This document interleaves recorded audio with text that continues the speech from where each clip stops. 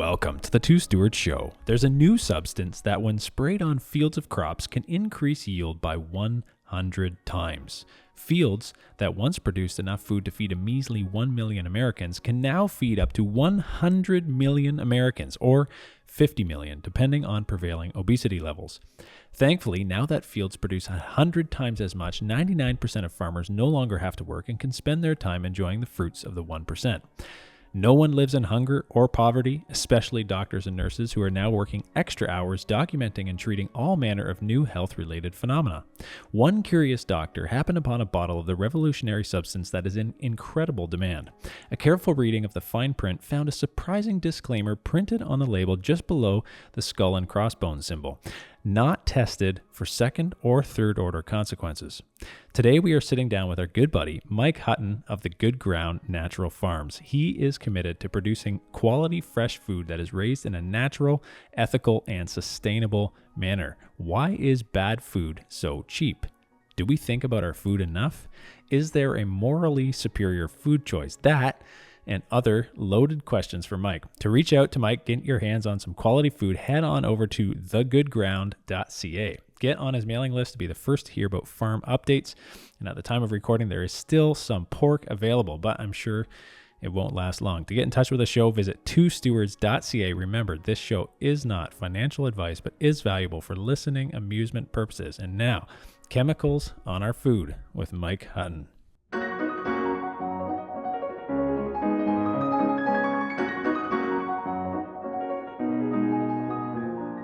We're back, folks, and today we've got someone who is normally outstanding in his field, but today, that's a farmer joke, by the way. Today we welcome Mike Hutten to the studio. So welcome, Mike. Thank you. Good to be here. I think you made that joke last time. It's possible. It's possible. I was talking to a guy from my small group, and he was helping his girlfriend's grandfather at like a farmer's market. And he says like he's been doing it for decades, right? And he's got like the same 5 or 6 jokes that he tells.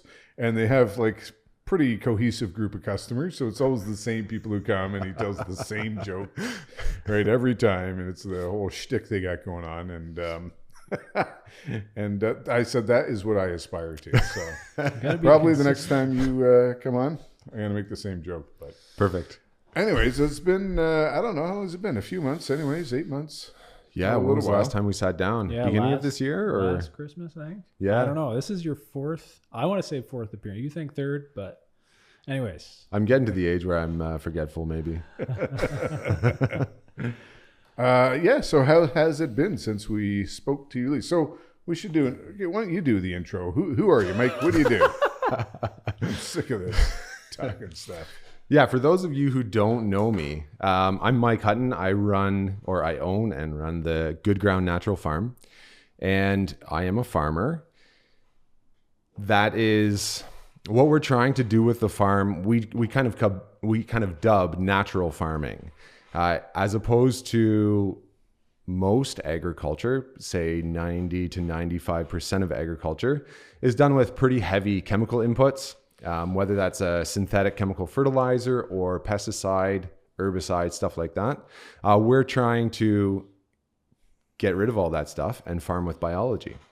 So we call it natural farming. Right now we are selling forest raised pork. So we raise our pigs outside in the forest, which is crazy, but delicious. We do grass-fed beef, and we're actually... you got beef now? Yeah, we just started this year. Oh, okay. So I raised my first Holy 6 cow. cows. See, I tried to get on your list for pork, but it was sold out. I don't know. Actually, there is some available right now. Okay. So, if you contact the right people, and then we're doing fresh vegetables as well. And everything is grown using biology instead of synthetic chemicals. And we are aiming to do everything to a high quality, higher than anything you'll find in the grocery store. That's what we're doing. And we are direct marketing it all. So grown with biology, that just That sounds like something you would say to somebody who knows nothing about farming or anything. Like, what's your secret ingredient? Biology. Like, Isn't that every farm? yeah. The earth and plants and animals. Yeah. Okay, so But like, it sounds like you're trying to make life hard for yourself. Yeah, what we do is just use some chemicals already. actually I don't want to down talk conventional agriculture because a lot of those guys work really hard and do some pretty crazy things. But it's what we're doing is not the easy way of farming. I'll say that. Yeah. It's in kind of in a nutshell, it's very, very management intensive. It might not be super demanding physical labor. It might not be super long hours. I know whatever some farmers pull 18-hour days during seed and harvest season, right? But what it is it's very, very management intensive. We are directly connected to our plants with how we're managing them. Same with our pigs, same with our beef. So. Okay, management. Like, how do you manage a cow? Like what? I mean, that's a funny question, but compared to a more conventional way, Yeah. like what's the difference? Like, I know you're gonna, do you feed them beer and massage them? That's just the Wagyu cattle. But no, like a conventional farming beef operation versus. Sure. Yeah. So conventional beef is raised in a feedlot, which is basically a whole bunch of animals in one spot, and they're fed some form of grain. And usually that's a corn and soy mix. And the management there is trying to ensure high uniformity among your animals. They all kind of weigh about the same when they go to slaughter. Any variance will cause problems in the processing. Right. And then the other aspect of that is managing nutrition very closely as you can to ensure more often than not fast growth, but also health. You don't want your animals to get sick. So that's management in a feedlot. What we're doing is we are instead managing grazing. So we manage how they interact with pasture, and they eat pasture, but they do more than that. They actually impact the pasture as well. And we're trying to manage that impact that they have on the pasture to optimize first pasture health, because we recognize that good quality beef comes from good quality pasture. So we first want to manage pasture health, and then we believe that if we do that well, then our beef will be higher quality as well, and the cows will stay healthy as long as the pasture is healthy. What that means in a practical day-to-day is we move our cows to fresh pasture typically daily. So that's where the intensive management comes in. And I am deciding daily how big of a chunk of pasture to give them based off of how much rain there's been and the temperature and how many animals I have on pasture and what the previous pasture looks like. I'm making a judgment call kind of every day. This is about how much pasture I want them to have.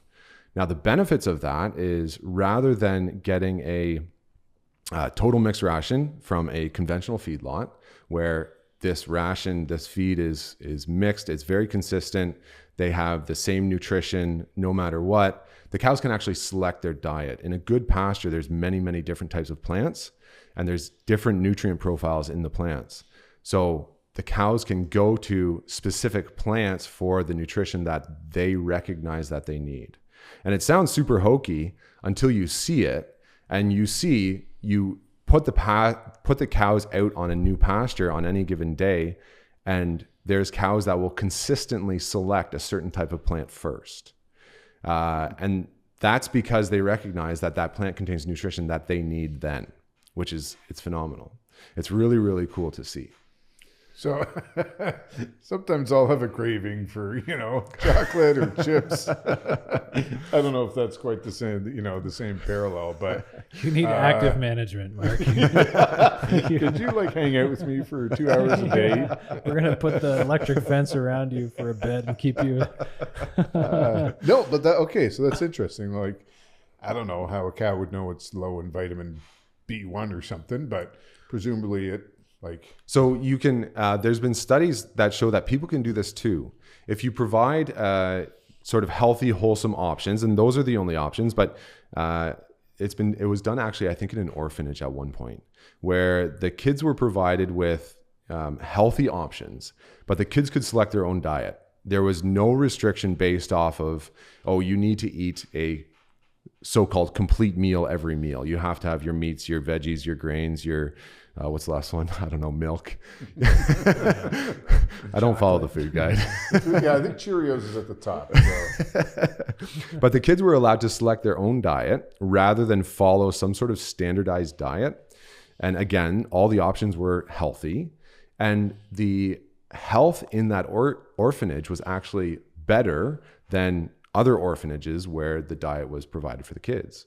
So people can actually do that too. We do have an innate understanding. Now, oftentimes we bypass that innate understanding with things that completely mess with our hormones, like high amounts of sugar, high amounts of, I'm going to go there and say seed oils, stuff like that, because they're, we would not normally receive those types of food in that quantity in a normal setting before, let's say, 60 years ago.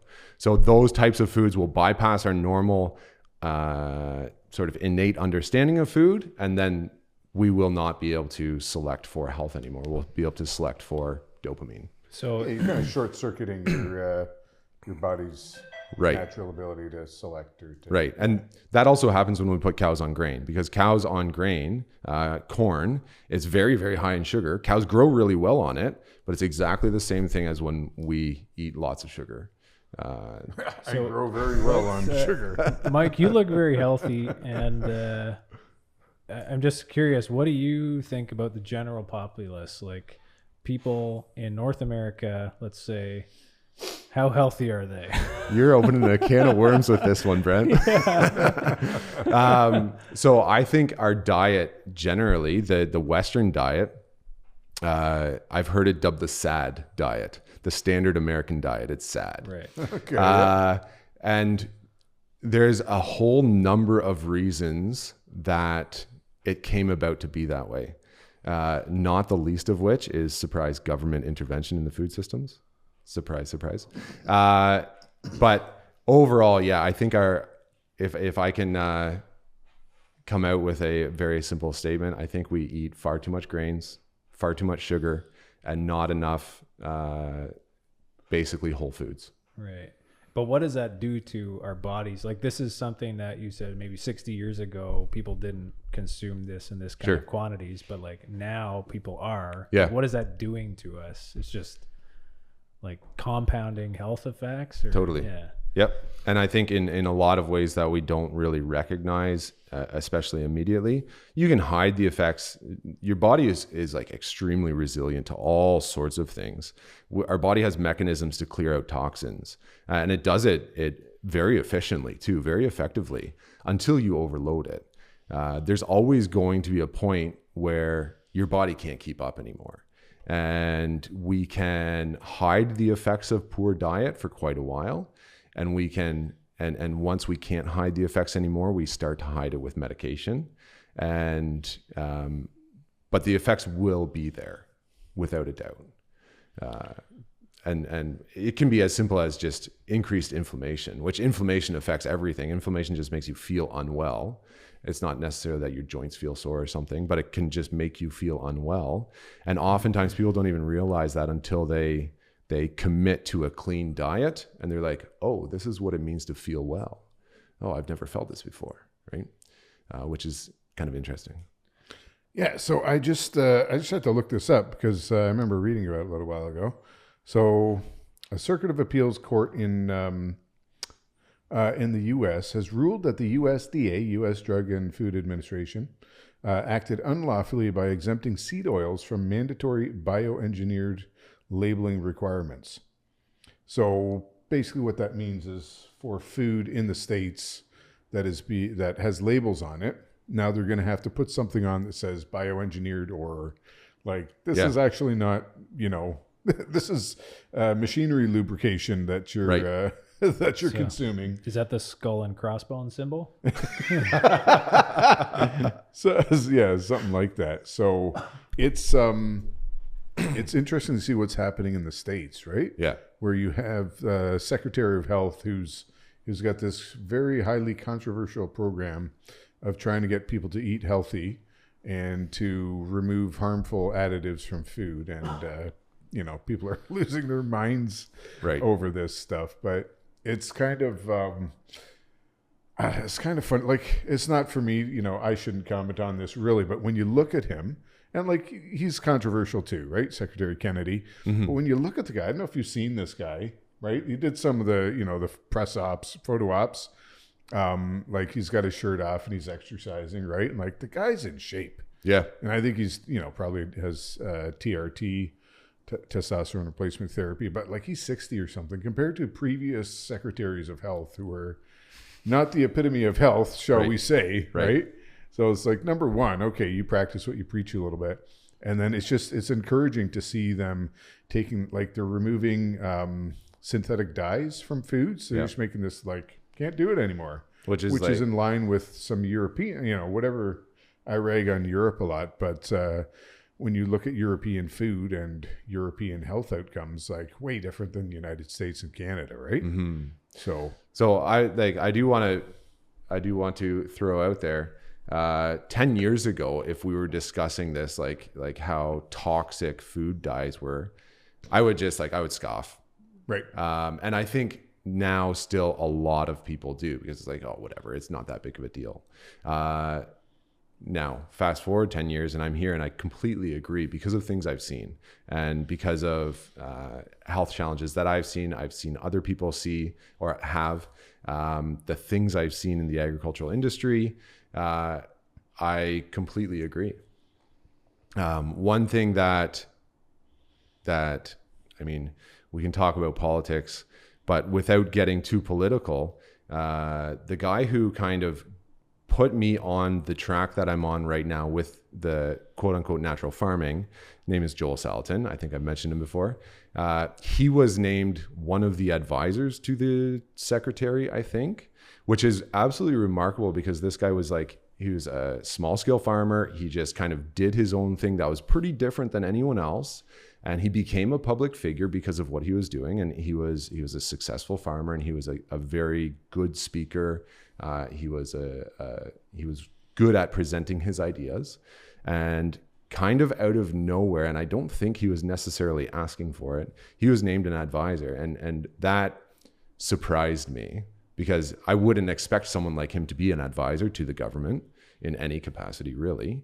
But it amazed me that the government was willing to see this guy as having something worth saying. Yeah. He's got a documentary out. I think it's just called, is it called Lunatic Farmer? Yeah. Or it's something like that. Anyways. I think so. Yeah. And excellent. Like, I don't know, even if you're not really interested in farming, I found it pretty interesting. So I don't know if that's worth, yeah, he does what my opinion's worth. He does a good job of presenting things in a way that most people find compelling. Yeah. He's almost kind of in the circle that I'm in, he's almost become a household name, which is surprising because I don't live in a group of farmers. So, except for the ones at your house. Right. Okay. So do you have your chickens following your beef around, or your cows?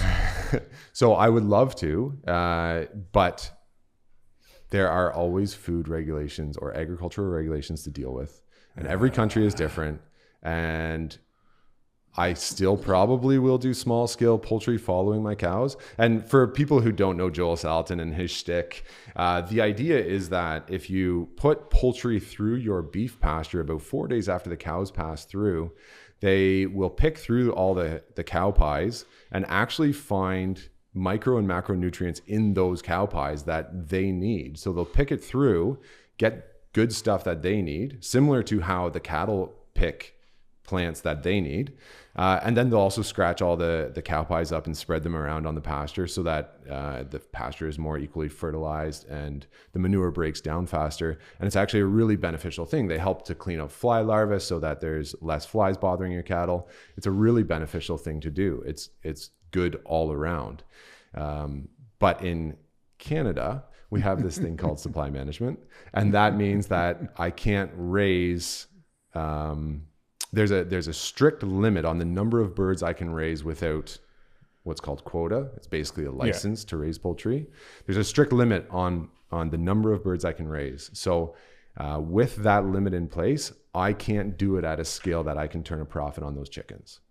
Okay. That's the problem. And that I'm bumping up against regulations in Canada frequently that are making it more challenging. Well, maybe the Terraforce will reduce some of that stuff. Yeah. Is there any hope there, or is it just like this is what it's going to be? Well, because part of your thesis too is that like, and you said it earlier, like you believe that this is a good thing, and like even Joel Salatin, it's like his ideas, right? But there is this element of like you're going to the ground, you're dealing with reality, and you're getting a feedback signal from, you know, sending your animals out to pasture. Mm-hmm. But it's like, how do you know it's better quality product at the end of the day? Because there's such an investment that goes into this, right? Like you got to do it for a year. Like a year went by, we talked to you last year. It's like, how do you know, you know, you're going in the right direction, right? Yeah. So like even Joel Salatin, I think his documentary thing talks about like how this is an intergenerational farm. Like he's like, now it's at a point where I can hand it down to my kids, and it's like they can start building on it, and you know, the soil fertility grows and grows and grows. I don't know where I was going with that. Well, I was going to say, like, if you watch the documentary, you see the chickens following behind the cows. Like, it's beautiful. It's like poultry in motion. Yeah. You know? Poetry in motion. I'll hand it over to Mike. So you raise a great question, Brent. Like, is it worth it? Essentially, like, where is the value? And I can answer this from multiple perspectives. A lot of farmers do the Joel Salatin thing where it's like this, like I could be doing something better unless my kids take over this farm, right? I'm doing it for the next generation, and I'm just hoping that my kids end up wanting to be farmers as well. I want to make it as appealing to them. But in light of those tariff and that conversation around Canada specifically, like you're tied to this piece of land, right? Yeah. Like in this location. Yeah. Yep. And there's a pretty reasonable chance that my land won't be farmland in 20 years. There's like in sections of my land, bedrock is very close to the surface. There's a quarry right across the road. They want my land. I know they do. Perhaps I'd be better off selling it to them, but at the same time, I've got a customer base already established, and I've been developing a brand for a while in my area. So I'm staying there. Now, I want to gently push back on the idea that this has to be a intergenerational thing by saying it's not actually the farm that I want to pass on to my kids. It's the values associated with it, right? So it's the work ethic. It's the desire to do something better. It's the desire to improve what you've been given. Those ideas, I want those ideas to be firmly lodged in my kids' mind. And I think the best way for me to do that is to farm that way and to show my kids that I'm living that out. So there's value in that. Now, I can't turn a profit off of teaching my kids that. So there has to be profit in the short term too. And to speak to that, I'll say currently we've received just little tidbits of comments that suggest there is significant value, and other people do recognize it. My own experience, the meat that we produce is not the same product as grocery store meat.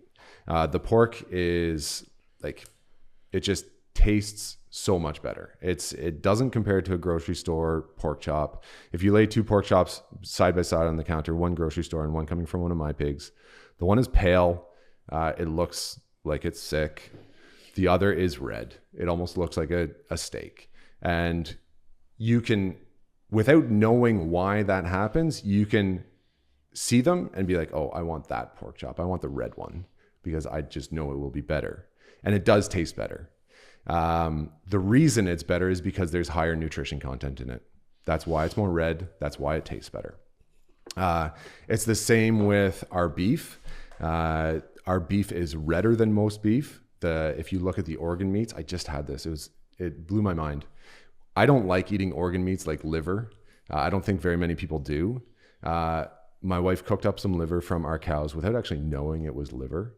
I think she thought it was heart. And heart, if you've never eaten beef heart, it's pretty good. It's not like liver at all. But she thought this liver was heart. Turns out it was liver. I could taste a little bit of the iron taste from liver, but it actually tasted good. And I was like, hold on. Do people not like eating organs because the organs we get are just junk? Right? So this is good grass-fed, grass-finished organ meat, and it was actually good. I actually enjoyed eating it, which is the first time I can say that about I don't know. Your wife's a good cook. But then, so another thing, our butcher, he was cutting through our beef bones, and he said, these bones are harder to cut through than normal cows. And what's that? That's just mineral content. That's just a higher mineral content in the bones. And then we hear from our customers too. I've sold to several chefs now, and they tell us, well, your stuff is just better. That's why we buy from you. The one chef we sold 2 pigs to just in the past month, and he's like, the flavor's phenomenal. It's just a high quality product. I love it. So of course we can charge more, and that's where I believe we'll see our profit. And then we have other customers too. I had a couple sort of business advisor customers, and they just tell us, hey, don't compete on price because your product is different. Don't get into that game. Just market yourself different and find your customers that are willing to pay a price where you can turn a profit. So I'm not going to sit here and say that I want everyone to be, well, I can say that I want everyone to be able to afford our meat, but I also recognize right now that's just not what we're going for. Is there some element of it where you can just buy a smaller piece of meat and get the same, like I don't have to necessarily buy a huge portion of what you're selling because it's so high quality, I can buy just a little piece and so actually get all the nutrients I need. Yeah, interestingly enough, oftentimes, and this is anecdotal evidence because I haven't experienced this myself, but I've heard it said that if you give someone a smaller grass-fed steak versus a larger conventional raised steak, they will be more satisfied off the smaller grass-fed steak because it just has more nutrients. And if your body is attuned to it, your body will recognize that it's satiated off of that smaller piece of meat because of the nutrition content. I'm getting so hungry right now. Well, maybe you should have a food truck too. Yeah. Right? There's so many good ideas. You got to bring some product into the studio here. Yeah. Oh, a little tasting session. So, hey, with the like, I don't buy a lot of steak anymore because when I go to the store, I look at the price. I'm like, wow. Yep. Like, has inflation hit you? And I'm just saying this, in very general terms, right? Beef costs more now because of inflation. Sure. Has that hit you the same, or is there is yours, is beef conventional stuff approaching the price, or pork for that matter, of what you would charge, or are your input costs also going up? Our input costs do go up. But there's a decreased or a lower proportion of our costs are input costs. So a significant proportion of our cost is labor because it's more management intensive. Yeah. So of course we have to pay ourselves with inflation. We have to pay ourselves more as inflation, just like everyone else. We have to make sure that we can maintain a decent standard of living. But then there are things where we can sort of leverage to keep our costs lower. For example, our energy bills are way lower than any other farmer. Synthetic fertilizers and pesticides and stuff like that are very, very fossil fuel dependent, and we just don't have to rely on that. And depending on what happens politically, whether carbon taxes increase, which it seems like they're going to, we can definitely compete on that because our prices won't have to go up the same way. A big reason actually why beef prices have gone up is because there's a shortage. I think it was a pretty widespread drought in southwestern United States that caused a pretty significant shortage just because there's less pasture land, less food. And there were a few other things that caused a bit of a shortage of beef. So beef is at a premium, which means cows are at a premium, which means if I'm buying calves to raise on pasture, I have to buy them at a premium too, right? But we don't have the input costs of feed. We don't have the input costs of medication. all that kind of stuff, even energy. Like farmers have to ventilate their barns and heat their barns and everything else. We don't, because our animals are just outside. So Isn't that cruel? Yeah, don't you give them coats or something? You just see the city slicker questions like, how can you leave cows outside? Like, where do you think they were 100 years ago? Do you raise your own beef then? Or pigs for that matter, right? Do you just like start with a bunch and now you've got a self-perpetuating stock? So right now for pigs, I am buying my piglets off of another small scale farmer. And he's specifically specializing in breeding pigs for the people who want to raise their own. And that's been working out quite well. I would prefer to direct market the meat rather than focus my energy on animal breeding. So if he can do the breeding and I can direct market the finished product, I'm happy with that. I'm looking for a relationship like that with beef. I would like to find someone who enjoys the breeding side of beef, and then I can take their calves or their yearlings and put them out on pasture and direct market the finished product. So we're coming full circle from the specialization of labor, right? Division of labor. And right. You were originally just trying to do it all yourself. Now you realize that there's benefit to dividing up the task. Right. Yeah. So can we go into like how your year went? Yeah. Because when I texted you, I was like, Mike, you got to come back. And I was like, yeah, it wasn't a great year, but I'm like, we got to talk about it. Because I think that it's been a bit of a challenging year for a good number of businesses. Yeah. Yeah. Everybody. Yeah. Well, the economy and everything, interest rates, I don't know. But in your world, is there different things that are impacting you? Or like, so we talked about your business model last time you were on. Mm-hmm. And maybe the business model is a little bit unconventional as well, but sure. How did the year go? So I will be the first to admit that my year did not go well, and not because of external factors, but all because of my own naivete or something like that. But I think I can still kind of speak to challenging years, because I definitely learned a few things this year. I think I can safely say that I don't feel like I'm a natural businessman, but I'm having to learn as I go. So I don't want to offer like all the same old business advice that you might get from anywhere else, but I can speak to it. I can tell you about my year a little bit, and we can talk about the lessons I learned, because I think they might be helpful. So yeah, we're doing all this direct marketing, and one of the things that we're doing is a vegetable garden, and we with that, we were planning to do a large vegetable seedling sale. I don't know if I mentioned this, but we were planning to do a large vegetable seedling sale. People, home gardeners could come out, buy their tomato plants and whatever else, and see our farm, and it's good marketing at the same time for what we're doing. So it was great. We got all planned. We got everything we needed, and started seeding our vegetables in trays and pots and whatever else. And I don't know, 3-4 weeks after seeding, our vegetables aren't looking great. They're kind of drooping. Their leaves are curling up, and we're like, what's going on? This is our first time doing it. Whip out the chemicals. We didn't whip out chemicals, but we were kind of baffled. We were growing them inside under grow lights. So we're like, okay, maybe it's our lights. We've got to get them outside. And nothing was working. So we ended up having to send out an email to all our customers and say, hey, we're very sorry. We did what we could, but we're going to have to cancel our vegetable seedling sale. And granted, it's not, if you think of agriculture, it's not like it's a monstrous sale. But it definitely stung for us, and having to go out to our customers and say, like, I'm sorry, we've worked for the last 3 months at this, and we're just going to have to shut it down because our seedling quality is so poor.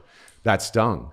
But that, yeah, I got the email. I was a bit disappointed, but what kind of feedback did you get? So there are a couple lessons there. The one big one was transparency, because I was entirely transparent, and I didn't try to, I don't know, sell them as lower quality seedlings or at a reduced rate or anything like that, because I just wasn't comfortable with the quality. And I said, hey, we want to produce top quality stuff. We're not going to sell you something mediocre quality. We're just going to end the sale. People were very understanding, basically across the board. They were disappointed, and they said that, but they were very understanding across the board.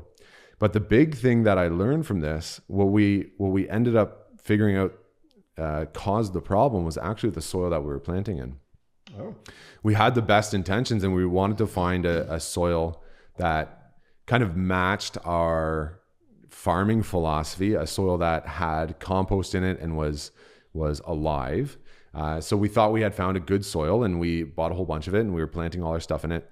And what we didn't realize was that it actually was a lower quality soil, and the salts, the salination in the soil was too high, and it killed all our plants. And we didn't know that it would do it. We didn't test. Perhaps we should have, but we only realized after we talked to a bunch of other people who had used that soil, and they had similar experiences. So pause for a second. Yep. Sorry. Yeah. Yes, we are. All right. So we had a little camera glitch there. Speaking of, it's not just in farming that you have glitches, Mike. It's also in podcasting. Oh, well, that makes me feel so much better. I thought it was just me. Wait, it's because I'm here. That's the problem. So we were talking about your vegetable seedlings. Yeah. Didn't go well. Yeah. So And you're trying to figure out why. Oh, and you said transparency was a big lesson or takeaway. yeah, transparency was a big thing because we were very transparent with our customers about how poor quality the seedlings were, and we didn't feel right selling it to them. Other people had made the same mistake, and of course we didn't start asking these questions until after we had the problems. That's just the way things go. But we had found other people had made similar mistakes with the same germination soil. More expensive mistakes than we made. So the big thing we learned from that is, hey, take care of the essentials, right? And I think this applies to every business. Take care of the essentials. Our germination mix is absolutely essential for seedling production and for our garden production because we do so many of our vegetables in germination soil just to speed things up. And what we ended up doing was, rather than just guessing again, I went online, I found as many germination mixes as I could find, and we tested every one of them with, I think, 4 different vegetables. Oh. And we watched how the vegetables grew, and you think, well, what difference does it make? Well, it makes a huge difference. I was completely shocked by how big of a difference it makes. So we found the germination mix that we're going to use, and that is definitely one of the essential pieces of what we're doing in the garden. So it's just different chemicals. It's probably the chemicals in it. Oh, it's definitely the chemical profile. It's just the cocktail, right? No, actually, it's really interesting. A lot of conventional greenhouse germination mixes are very heavy on peat moss, and they typically have some vermiculite, perlite in it as a wetting agent or as a drainage agent, so that they don't hold on to water, but they still hold some water. And then there's usually something else. Usually they're inert, so they don't have biology or chemical in them. And then it's assumed that you'll add the chemical in the greenhouse. We actually ended up selecting another mix that had compost in it because the plants grew better in it. There was no chemical, there was biology added and some nutrition from the compost, but it outperformed the conventional seedling mixes by far. So was that like uniformly, like for all of them, or did different vegetables require different mixes? We did notice some difference between vegetables, but there was one that stood out as generally always higher performing. So, yeah. And all that to say, take care of the essentials. That it really showed me the things that you're counting on, make sure they're solid. That was one lesson that we learned this year. So are you doing another seedling sale soon? Absolutely. We're gearing up for it already. Okay, excellent.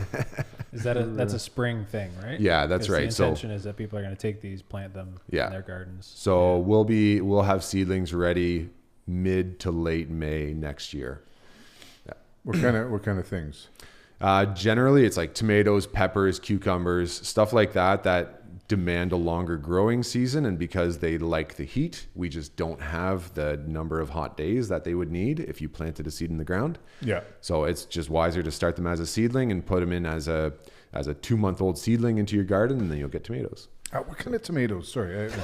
You are This very. is solely personal interest. So, like, do you have any San Marzano or? We will actually be growing San Marzanos. Okay, There you go. talking. I think for our own vegetables from our market garden this year, we have 11 different tomatoes. Oh wow! All kind of, they're all unique, so that the customer can tell the difference right away when they look at it on the market stand.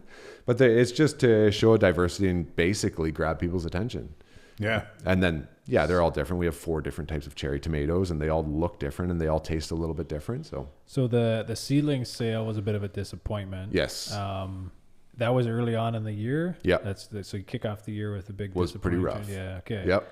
So the rest of the year go better or less? Well,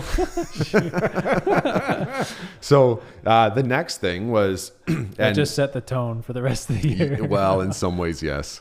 The next thing that hit us was we had moved our garden location from where it was last year, which was a pretty good spot, but we recognized some deficiencies. So we moved it for a reason, but we moved it to a point that was previously cash cropped.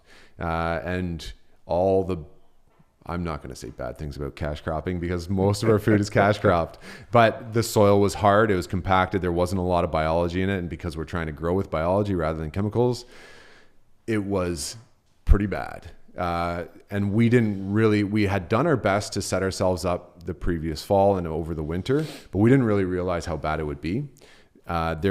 We did get some vegetables to market, but it was probably early June where I was out in the market, or I was out in the garden at like 11 o'clock on a Saturday night trying to get stuff done and trying to like resolve deficiencies that we were seeing, that we were bumping up against. And I was just like, okay, this can't keep going. We have to pivot pretty hard. So I ended up making the tough decision to shut down our vegetable garden for this year and instead turn this year into a complete development year. Where we're developing soil fertility and biology, and then we're developing the infrastructure necessary.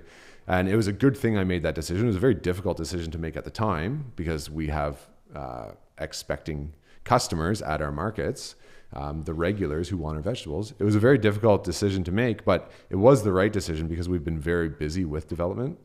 And along with that, inside of that, the essential thing that I did, I think, was hire an advisor.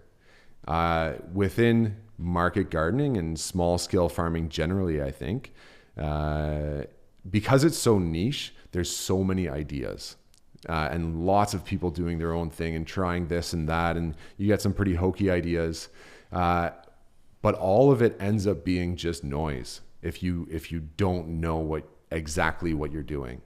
And I'm relatively new to this. I'm very passionate about it, but I can't say I have a background in horticulture. So I recognized, hey, there is way too much noise going on in my head. I need someone to bounce ideas off of who knows what they're talking about. So I hired an advisor who understood what we were doing with the farm, understood like our farming methods, our intentions and desires, whatever else. And he was very, very closely aligned to what we were doing, but he had 20 years of experience. So just having him to just be able to bounce ideas off and him being like, don't pursue that, at least not yet, maybe do that in 5 years. So it really helped to hone my focus in on exactly what had to happen right now. So that was also a big lesson learned. If you're struggling with a business in a certain area, it doesn't really matter what area, whether it's production or sales, marketing, the financial side, find the right expert to help you because it can be so essential. I've definitely, it seems like it's going to be an expensive decision because you have to pay this guy that he's not helping you actually produce or anything, right? But in the long run, as long as you find the right person, they can save you a lot of money. So this is, yeah, it sounds like a story you're going to tell your great grandkids, you know, that one year when we decided to move the garden and we broke into fresh soil. Yeah, the cash cropping soil, you know, there was no biology in it and we had to, Yeah. you see that field over there? Yeah, that's right. Where there's tropical plants growing. That's the one.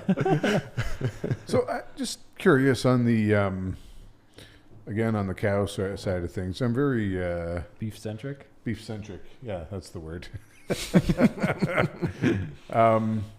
No, like how do you prepare the pasture? Like how long does that take really to get a good pasture for, like I know you can throw cows in there and they'll eat whatever, but if you want to actually, like how long did it take you to prep that pasture? And is that like an ongoing thing? Like it'll get better the longer they're in this piece of land? Sure. That all comes down to management as well. So what we did is we turned cash crop land into pasture. Right. So we did plant pasture. It's not always recommended to plant pasture depending on what you're starting with, but we did plant pasture. And then So look, I'm not a farmer. Okay. When you say you planted pasture, like grass, what did you plant? yes, grass, not exclusively grass, but mostly grass. And it's not like lawn grass that is meant to be small, and it's bred to be small. And if you grow long grass out, it stays relatively short and it gets really thin. There's just not a lot of good forage material there. So you're not putting sod down? No, definitely not. It's specific grass species that produce a high quality forage and a good amount of it. So okay. So you're like seeding it. Yes, Yeah. seeding it. That's right. But then with proper management, that pasture will also get better year by year. With proper management, it's essential because poor management can turn that pasture backwards, but good management can push that pasture forward every year. Yeah. Okay. Okay. So we did the seed market or the seedling sale. That went awry. And then you moved the garden. That didn't go good. Like so far in a year, from what you told me, like you spent money and you didn't sell anything. Was this the first year of beef? This was the first year of beef, which so how's that going? is actually a good segue because Is that a bright spot? my next point is in the worst case scenario, fall back on what works. Because everyone who has a business, something has worked somewhere along the way, right? And our meat is actually, that has worked. I've said it before, I'm pretty proud of our pork quality. It's a great product. And we raised our highest number this year. We sold out. And then we had the opportunity to buy a portion of a herd that was raised similarly. I had to go all the way up to almost Kingston for it. And it came from a couple that was getting old and just couldn't take care of them anymore. But they were raised very similarly to how we raised ours. So I was comfortable buying them. Good manners and everything. Yeah, exactly. Yeah. Please and thank you. I was comfortable buying them and raising them as my own and selling them. And that's why we actually have pork available right now. Okay. So the pork has worked well for us, and it made sense to make a very quick decision to increase the number that we're producing. Along with that, our beef went well. Now, I raised just a small number to get into it. So it's not like we're turning profit on beef yet. But that's another thing that I'm pretty convinced is going to be pretty high demand, and it won't take long before we can raise numbers where we will turn a profit on. So I'm pretty comfortable with those, and that is specifically what is working for us right now. Is that a business you can actually be in one niche in? Like, it sounds like you want to do vegetables, the seedlings, the pork, the beef, chickens, whatever it is. Like, right. Do you have to do all of those, or can you just be one, like just pork? I just do pork and I'm the best. So it totally depends on what you have, basically, and what you have access to. So with grass-fed beef, it's very difficult to turn a profit on grass-fed beef and to do it exclusively if you have 100 acres. You just don't have the land to do that. With pork, I know there is a guy in Ontario who does pasture-raised pork exclusively, and he sells to all the high-end restaurants and stuff like that. He is doing it, and I think it is his only job, but he does have access to a decent amount of land, and he also has the know-how. He apprenticed at a farm out in Scotland that does something like 3,000 pigs on pasture. So he has the know-how. I don't have the land to do grass-fed beef exclusively and turn a profit. I don't even know if I have the land to do that with pigs, but I do have the land to have a diversified product offering, which then also becomes my marketing point, right? Because you can buy your beef at my farm, but you can also buy your vegetables and your pork, right? So you have to just work with what you have. A lot of the farmers that I have read and that I've taken inspiration from do advocate for a diverse farm for that reason. You can use the land more fully, and then you can also market it better. So you've got beef, you got pork, you got vegetables, but you can't do chickens because we have quotas on them. Yes. Or supply management, as we call it. Like, I don't know, that just seems a little bit nonsensical to me. Like, we have to be very careful with the amount of chickens that people are able to produce and the amount of eggs. But, like, pigs and beef, like, whatever, it's fine.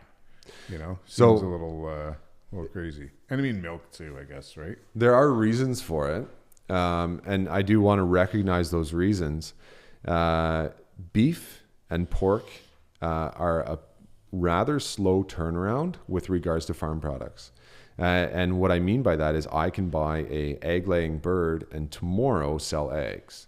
I can buy a dairy cow and tomorrow sell milk. Right. So that speed to market is part of the reason that processors can very quickly turn to another producer and get the same product, or essentially the same product, especially in a conventional farming environment.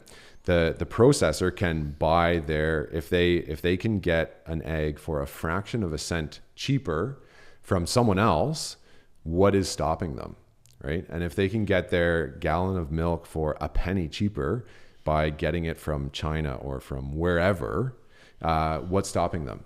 So that is what supply management is trying to solve. They're trying to solve processors that essentially have the industry power. Now, I believe my take on it is that the processors have that power because of government intervention, because of government regulation. That's what gave the processors power. And by increasing government regulation, we're not actually solving the root problem. We're actually increasing government intrusion in the marketplace, and that's just going to cause more problems. What we should be doing is going back and allowing for greater competition between processors by decreasing regulations on the small processors, and that would help facilitate a more diverse market. There you go. That's supply management solved. Right? Well, I mean, the answer is always less government. Pretty well any problem that we run into, it's like less government. I wasn't going to disagree with you there. So, is there any other kind of takeaways you had from your year? Like, so you ended up making sales on the pork and the beef. That's going well. Mm-hmm. Is that something you can do year round? By the way, like vegetables is seasonal, but like what's the season like on pork? It's like today we're harvesting whatever animals we got, or do you have to kind of work with the season as well? Currently I'm working with the season. It's just the way we do it. We raise our pigs outside in the forest, and that's part of the reason that the meat quality is so high. It's because they're digging in the dirt and ingesting dirt and getting micronutrients from the dirt. And that ends up in the meat, which is super cool. That's what I get excited about. Kids are super healthy then. Super nutrient dense. Dirty nutrient meat. dense kids.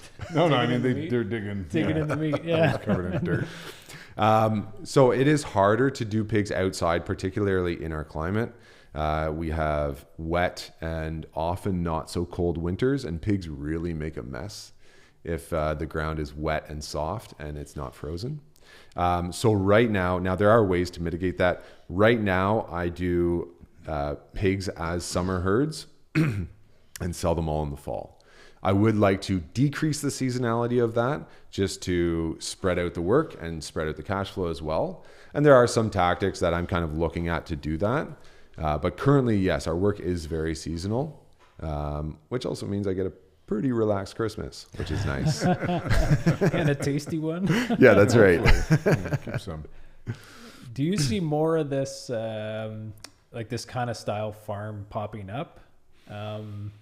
There is more in the last interest. few years? There is more interest in it, and part of that is response to politics, for sure. Well, when you mentioned off the top, I think, Mark, you're talking about like Maha or whatever. Yeah. Like what's going on in the States, the political situation there is kind of shedding some light on food quality. Right. Yeah. So I think with that, and also a lot of the insecurities still around COVID, as much as I don't like being defined by COVID, there were a lot of things that people realized during that time that made them interested in higher quality food and local food as well, because there is an aspect that local food can be more stable than food being shipped in from anywhere else. As soon as those supply lines are gone, then you don't have your food. I think there is growing interest, but at the same time, it's hard as a farmer to pull it off. I know that. Then again, it's like every business. It's something like 90% of startups fail after 5 years or something. I don't know what the actual stat is, but it's something like that. Yeah. And it's similar with farming. If you go on Facebook Marketplace or your favorite online classifieds, you can find basically turnkey market garden setups for sale for fractions on the dollar because someone caught the bug and wanted to do it and couldn't pull it off for whatever reason. There is lots of interest in it. There's lots of people trying it, but just like any industry, there's going to be people who don't succeed. I do find that there is growing demand, and perhaps it's a bias, I don't know. There is growing demand for good quality food. Yeah, and does that stem from people realizing like the health consequences, or just for me it does. People that I talk to, yeah, definitely, like, you know, hey, I'm seeing these health challenges more and more, and I'm questioning why this is happening. Right. And food is like an obvious one, right? Like, because you go to the medical system, you go to the hospital, it's almost like, okay, we'll do all the tests, and then whatever the results come back, we'll have a list of like medications that we can give you to, you know, improve this symptom or change that or whatever. But there's never like, you never go into the hospital and they're like, so what did you eat for breakfast? Right. Where did it come from? Mike's farm? So right. Like, obviously you have health challenges, right? Like, right. You got to be shopping at Mike's. So I want to go to the doctor and get like a prescription for butter. Yeah. You know what I mean? Be like, no, you salt. Can't. Yeah, you can't Butter buy and this. salt. Butter is one that really, whatever, gets my goat. There's a bee in my bonnet. It's all kinds of livestock. Oh, I want to ask you about bees too. But no, butter. Like, our butter is so terrible here. I don't know if you share my my thing, but if I go to the States, I'll like get the Kerrygold. But I also found some Russian butter that is for sale here. Like, it costs a lot more. Yeah. But it's like, it's just literally just milk, cream, right? Yeah. Just, So good. done. Yeah. And it's like, so much better than, because I think we get like they feed palm oil to the cows or something. They do now to harden up the butter. In fairness, it is a small amount, but it is still there. Just a little bit of poison. It's fine. Precisely. So we're just going to print a little bit of money. Sorry, go on. I haven't found the beef animal in the wild that eats palm oil. You got to go to those tropical locations where there's actually palm trees growing. Yeah, cows munching on palm leaves. palm leaves. So I have heard of farmers. I can't remember exactly which side it started on, but that specifically started. Doctors started prescribing their patients to go to these farmers for food as part of a holistic prescription. Where was I going with this? That's I lost my just train of not thought. in the mainstream So- medicine, like Right. But particularly in Canada, right? Because we have public health care.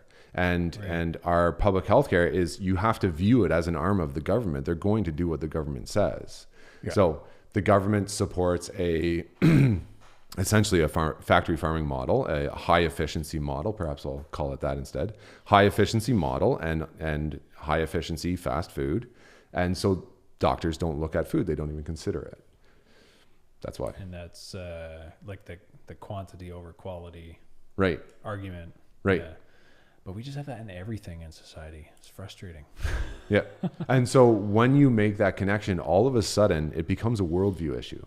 It's no longer we have to whatever. So are you saying you have the morally superior food choice? I think that's how you. All right, we're gonna cut the whole first part of this podcast and start here.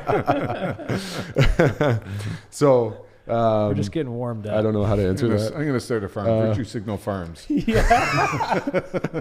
This got really awkward Make the for moral me. choice. Buy your cucumbers here. Now you can use your vegetables to look down on your neighbors. I think we're on it's all marketing, Mike. You bring us on as advisors. The ad campaign. Yeah. How much are you paying your advisor? I'll do it for pork. You don't want to answer that question. No, I do you? don't. No, I don't. Fifth on that one. No, in fairness, like again, conventional agriculture produces a lot of food. There is nobody in this world who has to starve because there's not enough food, which is like, it's kind of the first time in history, the past 40-ish years, that we've been able to say that. So we do have to acknowledge that in this conversation as well. But there's trade-offs to that too, right? Absolutely, so there you feed are. everybody, but you don't feed them as good or Right. something like. Yeah, but I mean, if the trade-off is like you either starve or you eat somewhat in a palace, yeah. less healthy food. I mean, okay, so let's.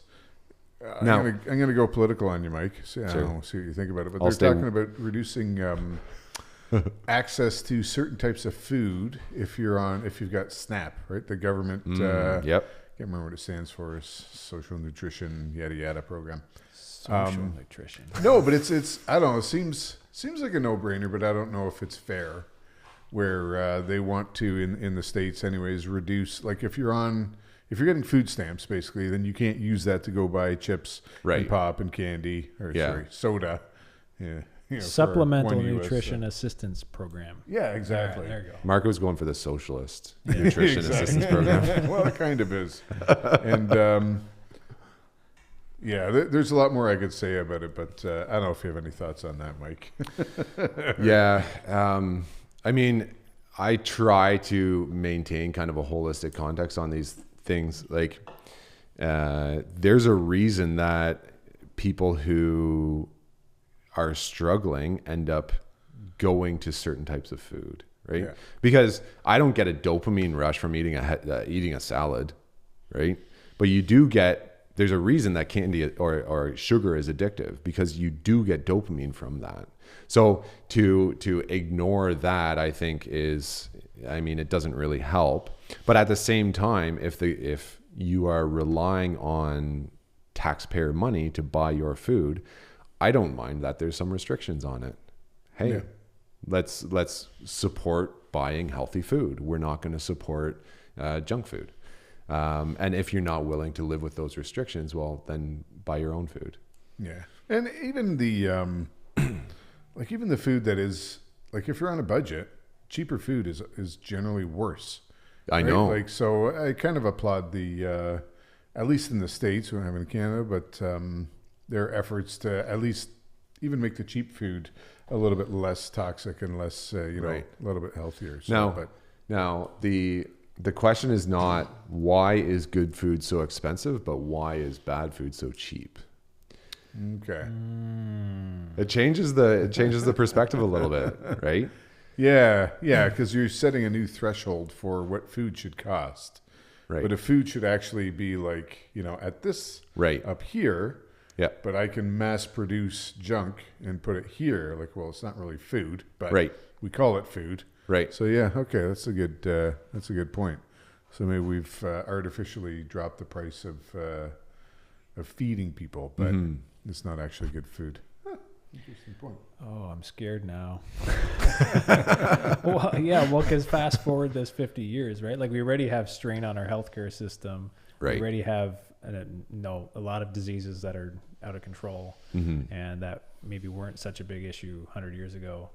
Obesity, right? There's a lot of things that are going in the wrong direction. Sure. And our food quality doesn't necessarily help that. But so do you see like the style of your farming is quality over quantity, working with nature? It takes time. It takes suffering like you've experienced over this past year to actually get results. And then you're learning, you're growing, right? And it's kind of this long-term investment. And then the efficiency model, which is like taxpayer funded, injecting chemicals, a race to the bottom. But, we need to feed everybody, but we need to feed some people with good quality. Like, do you see these two systems, like, how do you see them impacting each other? Like, is the government eventually going to wake up and say, hey, we need to have better quality food for our people, and we're going to take some notes out of your playbook?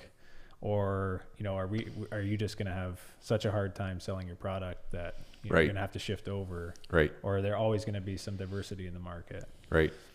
There's a really interesting quote that I heard recently, and I'd love to attribute it to someone, but I can't remember his name.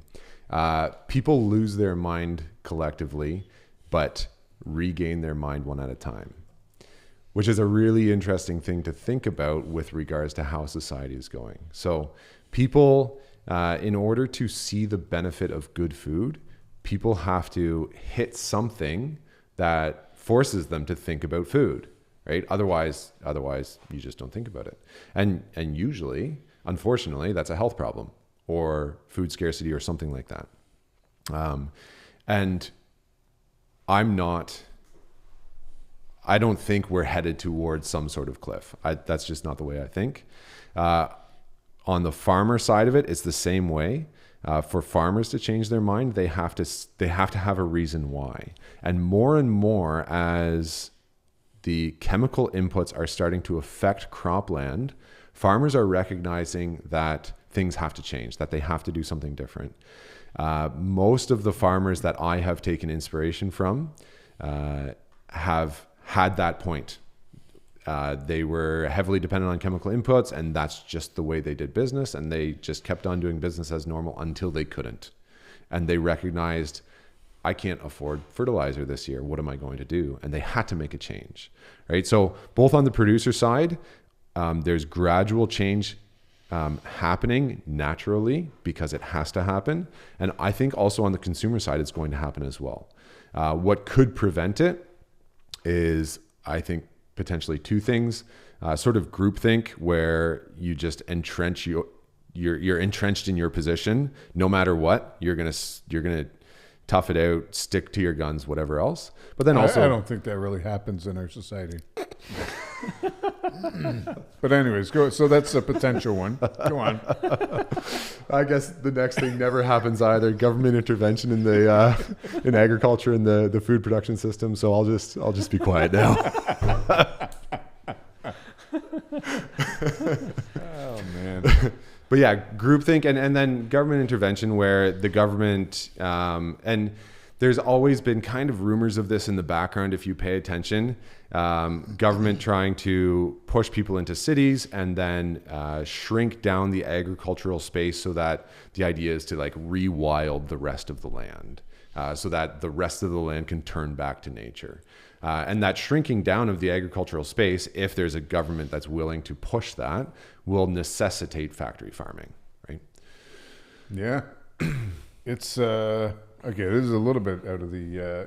You got me thinking with that, because Bill Gates owns like an incredible amount of farmland, right? Yep. But he has recently kind of walked back from climate change as as the be all and the end all. He's not saying it doesn't exist. Is he funding it forever, and now he's realizing it's just a bit of a waste of money, or?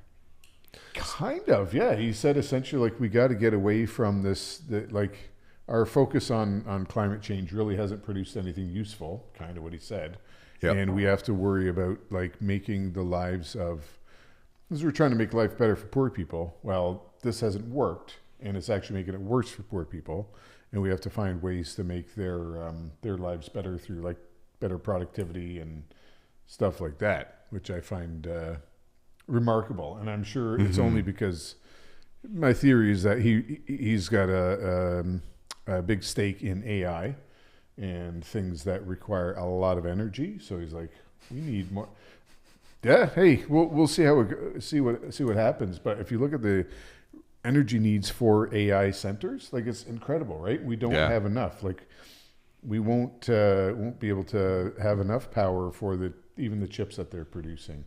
And anyway, so that's my my cynical take on that. But then it got me thinking about like all this farmland that he has. Yep. And like, what's the plan with that farmland now, Bill? Are you gonna is that just to get it out of circulation, or is that to capture the beef market or something? But yeah, it's an interesting point. Well, you've seen the assault on farmers like in the EU and like Holland, Germany, right? All these farmers protesting because their way of life is at stake. So I don't know. If you have any thoughts on that, Mike, or if you see like, is there a change now where people are like, maybe we got to lay off the farmers and I have no protect idea. that land, or okay. I do see increasing regulation, and it is something that I find concerning. So, for example, the number of animals that we get butchered in a year, like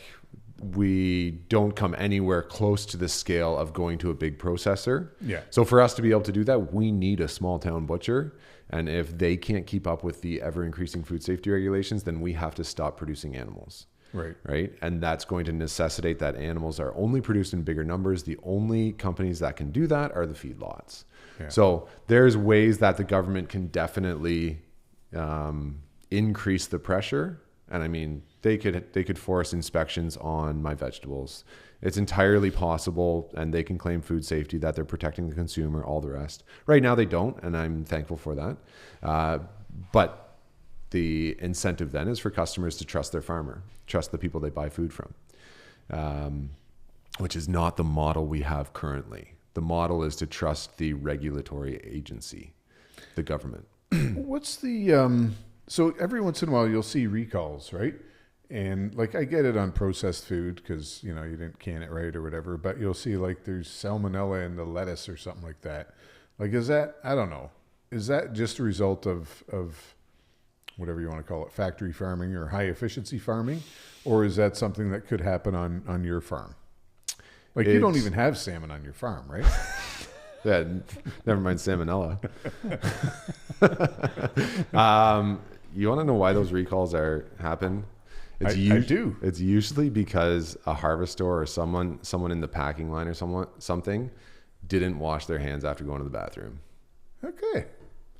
So you have that's a big reason. So you have this this disconnect between the people who are growing and processing your food and the customer. Yeah. And that's why I think we are continuously incentivized to keep our standards high, because I'm interacting with my customers every time I'm selling, right? I'm doing the growing, I'm also doing the selling. So I have a complete vested interest in pleasing my customers and keeping them healthy when they buy my product.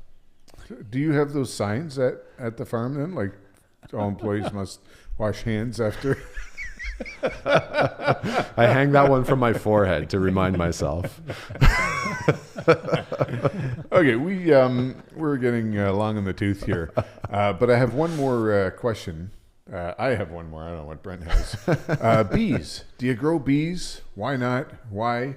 I don't know. What are your thoughts on bees? And again, I'm a city slicker, so I have no idea, but I just know like bees are important for pollination and stuff. So absolutely. I don't know. What do you think about bees, Mike? So I'm going to contrast conventional model again. Yep. When you have 100-acre cornfield that is pollinated mostly by wind, because corn plants put out a lot of pollen and they pollinate each other. Not wind. No, in the case of corn, it is wind often. There's not a lot of bees there at all. And so what I'm saying is that the proliferation of large scale conventional farming where you have these massive fields of one crop, there's just not a lot of bees. And people are concerned about decreasing bee numbers because they are essential to pollinate so many other things like fruit plants, trees, bushes, tomato plants, stuff like that. They are absolutely essential. There are market gardeners who bring bees into their greenhouses, into their hoop houses and stuff like that to pollinate their plants. I'm very interested in bees. Honey is delicious as well. But we have an apiary just down the road from us. So that's a honey producer, and they run a lot of hives kind of everywhere. I think going as far as like Nova Scotia or something, but they have a lot of bees and they're just down the road from us, and they're doing it well, it seems. So I don't think I'll get in that business. No, but is there a benefit to having like a hive on your property just for the pollination, or is it like if this guy's down the road, or his bees like pollinating your stuff well enough? I think what I would prefer to do just from a business perspective is I would just ask him to put a hive on my property. Right. And the reality is, for me trying to add in bees as a profitable enterprise, I've already got enough stuff to figure out. Yeah. And that's just the reality. He's doing it at a profit. I would just ask him to put a hive on my property, and I would have bees around, and it would be all good. Okay. But if he wasn't there, I would consider it more strongly. Yeah. Okay, the A, B, C's of farming. I don't know if we had A and C, but Brent, did you have any other No, I just want to really questions? thank Mike for coming on again, and pray for a better, more successful, I guess, year. You learned a lot this year, so it's cool to hear that, some of the lessons. And then your slogan on your shirt is "Know your farmer, know your food." That's right. So direct contact with your customers. So if people want to get in touch with you or actually visit your farm, like where you guys are located, how do you find out more and get some of this delicious pork and beef? So our website is thegoodground.ca. We're on Instagram and I think Facebook too. I don't take care of that stuff, but you can find those links on our website. You can find an email subscription form on our website, and I will get that email. You can contact me through that. I think my email's even on the website, probably my phone number too. So that's the easiest way to contact me. We do have pork available. We don't have anything else available right now, but next year we will be doing vegetable seedlings and fresh market vegetables and more pork and more beef. To get the vegetables, do I got to go to your farm, or I got to go to a market, or can I just order it online and you deliver it? It depends how fast I can develop these things. Okay. So the goal is Amazon. Oh yeah, we're See, proud. I'm going to the grocery store already. Our goal is to have a online store up for next year, and then people can order their veggies and we can pack them in a box for them. It will most likely, depending on sales volume, it will most likely be pick up at the farm. If we have enough volume in the Hamilton region, I would love to be able to do drop-offs, to have a delivery route, or do a kind of a neighborhood drop where people show up at a certain location in a neighborhood. That's all stuff that's kind of in development right now. So awesome. Okay, so coming to Uber Eats soon. The current delivery fee would be hefty. Yeah. Okay, that's awesome, Mike. So what Brent said, we hope next you get a good winter. Next year you're back at her selling lots of vegetables. So go to thegoodground.ca, folks, for a farmer that washes his hands. And it's interesting to learn sort of this aspect of stewardship, right? Right. Of taking care of land in a different way in food. So I almost have one more point if we've got like 2 more minutes. Absolutely. So the other big thing, and we're kind of touching on it in the end there about knowing your farmer, especially for the people who are involved in small business, the way that you can always stay competitive is to develop a relationship with your customers, right? And if you have that relationship and you can, if you have a business model that encourages repeat sales, that is a way that you can compete with the big guys, even if your prices are higher. So I'll end on that note. ties Okay. all this together. Relationship. I like it. That's good. All right, you heard it here first, folks. So until next time. Steward your wealth wisely. Thanks for listening to this episode of the Two Stewards Show. If you like my voice better, click subscribe. If you like my voice better, click share. If you like both, give us a 5-star rating. To learn more about the show, head on over to twostewards.ca and explore our free resources. To interact with the show, feel free to reach out at hello@twostewards.ca. We will see you in the next episode. In the meantime, steward your wealth wisely. Nailed it.